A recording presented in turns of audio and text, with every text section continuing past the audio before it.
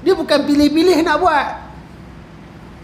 Saya akan cakap benda ni sebab tuan-tuan, kita punya environment sekarang ni untuk korban, orang masih tak nampak benda ni.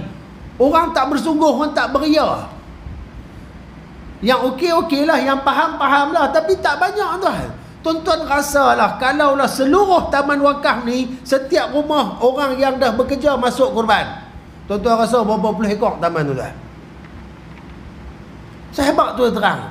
Semua masjid, semua surau, kalau orang Islam faham betapa besarnya korban, orang surrender nak buat dah.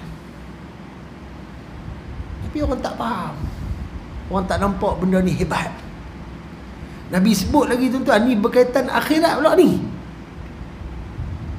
Ia akan datang pada hari kiamat dengan tanduknya, bulunya dan kukunya. Ni yang kita korban nanti ni akan jadi saksi di hadapan Allah apa yang kita buat. Nabi sebut dalam hadis yang lain, mudah-mudahan korban yang kita buat ni itulah yang akan menjadi kenderaan untuk kita tunggangi di akhirat nanti. Waktu manusia berdiri sampai lembek lutut, patah tulang ni tuan-tuan, kita duduk di atas kenderaan tuan-tuan, itu kemuliaan ke kehinaan?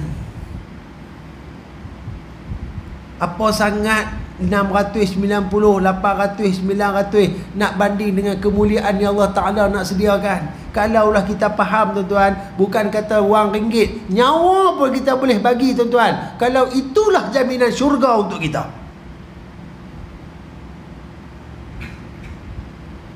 Besar daripada korban ni tuan. Dan yang paling menarik tuan-tuan, Nabi sebut sesungguhnya darah tersebut akan sampai kepada redha Allah Subhanahu wa ta'ala sebelum ia jatuh ke bumi. Tuan, kita tengok kan, buat kat tempat kita, darah tu bila mana ditarik kali pertama, pancutan dia begitu laju tuan, terus pi ke tanah. Dalam laju tu, sebelum darah tu daripada keluar je sampai sebelum kena tanah, waktu tu dalam kurang daripada 1 saat tu, Allah Ta'ala dah sampaikan redha dia kepada orang yang buat korban. Redha ni apa tuan-tuan? Redha ni pilihan Allah. Kita akan masuk syurga dengan redha, dengan pilihan Allah. Apa kita berasa kita duk mengaku Allah ni Tuhan cukup untuk kita dapat syurga? Allah cakap tak, belum tentu. Ahasiban nasu ayyutraku ayyaqulu amanna wa hum la yuftanun. Allah kata, adakah manusia ni akan menyangka kami akan membiarkan mereka ketika mereka mengaku mereka beriman dengan kami, sedangkan mereka masih belum diuji. Allah kata, hampa ingat aku nak biar kat hampa, hampa mengaku aku Tuhan, aku tak biar. Aku uji dulu. Hampa pas ujian aku, baru aku bagi kat hampa, baru aku terima hampa sebagai hamba, baru aku redha hampa.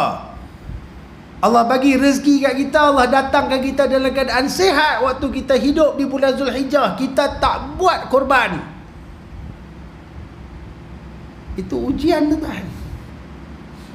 Ujian. Kalau kita tak buat, kita kalah dengan ujian Allah Subhanahu wa ta'ala. Macam mana Allah nak redha kita? Tarawih baru ni tuan-tuan, tuan-tuan pun fahamlah, bila 4 rakaat tu imam akan baca doa betul. Allahumma inna nas'aluka ridhaka wal jannah. Ya Allah, aku memohon redha-Mu dan syurga-Mu. Sebab kita tahu nak masuk syurga mesti redha dulu, mesti Allah pilih dulu. Ini antara amalan yang dikliarkan oleh Nabi SAW, yang antara yang mudah untuk dapatkan redha Allah. Maka berkorbanlah tuan-tuan. Tempat tuan-tuan dah habis, cari tempat lain. Carilah. Kalau tak boleh buat, Ustaz pun baru habaq lah ni Ustaz, nak buat tapi duit tak berapa nak sekarang. Cari luar negara. Luar negara pun banyak tak. Tambah-tambah belah-belah India tu murah tuan. Saya terus duk buat juga tuan. Kita buka ruang kepada siapa yang nak buat. 220 satu panggung. Tahun lepas 230. Saya buat tahun ke-7 dengan madrasah di Tamil Nadu sana, yang mereka akan kongsikan kepada pelajar madrasah, anak yatim dan orang miskin, daging-daging kita tu. 220. Koklah kita dah masuk satu panggung di sini, ada lagi sikit balance, masuklah kot India tu, bohlah nama isteri kita. Kena pula isteri ni suri rumah, dia tak kerja, dia nak cari duit mana tuan? Kita lah belanja dia satu bahagian. Ada duit lebih lagi buat atas anak-anak yang tak kerja. Yang tak kerja, anak-anak duduk sekolah lagi, mudah-mudahan kita buat niat atas nama anak ni, Allah Ta'ala buka pintu hati mereka, Allah jadikan mereka akhlak mulia, adab terpuji, Allah Ta'ala cemerlangkan mereka dalam dunia dan akhirat. Ada lebih lagi, buat kat mak ayah. Kalau mak ayah masih hidup, buat lah. Boh ya nama mak, boh nama ayah, tak ada masalah, tak perlu minta izin pun. Kalau mak ayah dah meninggal, niat ini satu bahagian untuk arwah mak, satu bahagian untuk arwah ayah. Tanda solehnya kita sebagai seorang anak kepada mereka. Saya ingat kalau 220 ni kita boleh buat tak? InsyaAllah boleh. Kalau 700-800 ni kadang-kadang tak semua orang boleh. Kita faham dengan keadaan yang sekarang ni, bukan semua orang ada kemampuan untuk tu. Tambah-tambah pula bila habaq tadi nak bagi one off 700 lah nak berkelak bulan ni, nak cari mana, kita faham. Tapi ingat 200 ni boleh kot. Ataupun carilah mana-mana, banyak orang buat tuan. Yang buat di Kemboja, yang buat di Thailand, yang buat di Afrika. Cari yang betul-betul kita yakin masuk kerana Allah. Kerana siapa yang dia melaksanakan ibadat korban, dia telah menyahut apa yang diminta oleh Allah. Fasalli li rabbika wanhar. Maka tunaikanlah solat kepada Tuhanmu dan berkorbanlah. Tuan-tuan boleh ingat tak poin ni kita duk bincang ni? Balik esok pergi cerita, jumpa kawan-kawan tempat kerja semua, abang buat korban tak, kena buat. Berapa dalil saya bagi hari ni, tuan-tuan baca dia dalil ni. Tak ada pun, tuan-tuan cerita je. Dia macam ni lah. Kalau nak Allah Ta'ala redha kita, buatlah korban.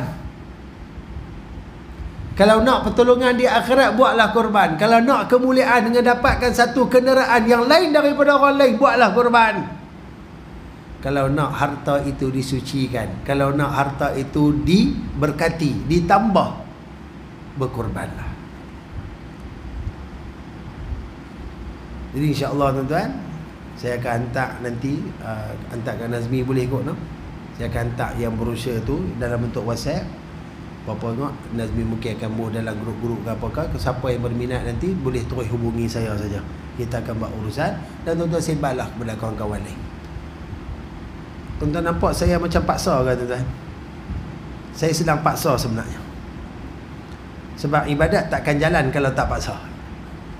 Nak tunggu dia melekat bukan senang tuan. Solat ni pun kalau tak paksa, silap-silap rasa jemaah tak baik. Saya terazan dengar tepi telinga pun bukan duk berasa, bukan setiap waktu duk berasa nak bangkit pergi masjid, pergi surau tak. Tapi kalau kita tak paksa tuan, terus benda tu tak jalan.